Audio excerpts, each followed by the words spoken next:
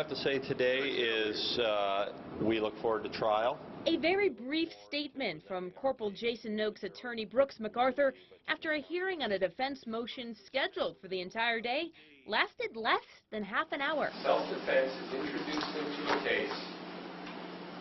The state has the burden to disprove that beyond a reasonable doubt. This case is all about the reasonable use of force. That's why we're here. Noakes' lawyer filed the motion to dismiss the charges against the Winooski police officer, believing that there is not enough evidence to disprove Noakes acted in self-defense and used reasonable force.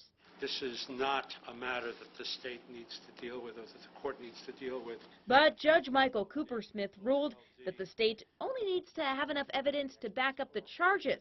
The question, if that the defendant was protecting himself, the judge said, is for the jury to decide. That's all a 12D motion is about. Does the state have sufficient evidence to meet each of the essential elements of the offense? The defense disagreed. And if the court were to rule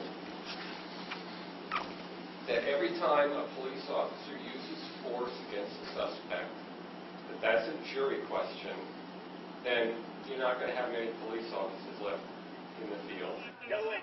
The hearing stems from the April 2013 incident when the veteran officer shot 36-year-old Isaac Sage in the leg after he allegedly assaulted Noakes. A grand jury charged Noakes with reckless endangerment, aggravated assault, and lying to an officer. All I want to discuss today is the next step, which is a trial. As for Noakes, his team is now putting its faith and fate in the justice system.